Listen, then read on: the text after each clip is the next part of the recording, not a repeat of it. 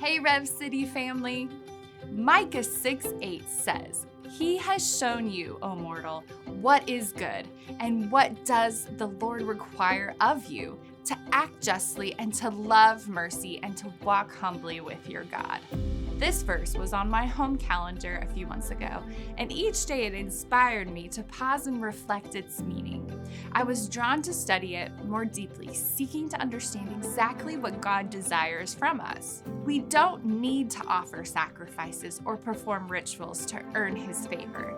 He has already shown us what is good and what He wants us to do in our daily lives.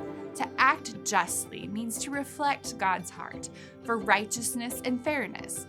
We do this by treating others with dignity and respect, by speaking up when someone is being treated unfairly, and by living with honesty in both our words and our actions. James 2 reminds us that faith without good deeds is dead.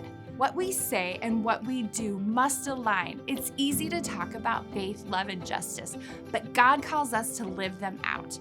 When our actions match our words, we reflect His character and bring His justice into the world around us. To love mercy means to show kindness and forgiveness, just as God has shown us. God made the first move toward forgiveness when He sent His Son Jesus to die for our sins. He has poured out unending and undeserved mercy on our lives. When we practice loving mercy, we choose compassion over hate, forgiveness over grudges, and kindness over judgment. Since God has been so merciful to us, even when we don't deserve it, we are called to extend that same mercy to others. To walk humbly is to surrender our pride and our need to control our lives so that we can follow in God's footsteps. Humility is a choice, and Jesus modeled this perfectly. He chose to live a humble life as a servant, washing His disciples' feet and ultimately giving His life for us on the cross. Today, humility is often seen as a weakness, while pride is celebrated as a strength. But true humility requires far more strength than pride ever could.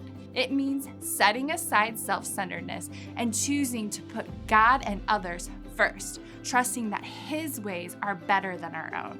Church family, I encourage you today to live in a way that reflects God's image. Strive to act justly, love mercy, and walk humbly every day. Let your life be a living testimony of God's character, shining brightly in a world that desperately needs His love.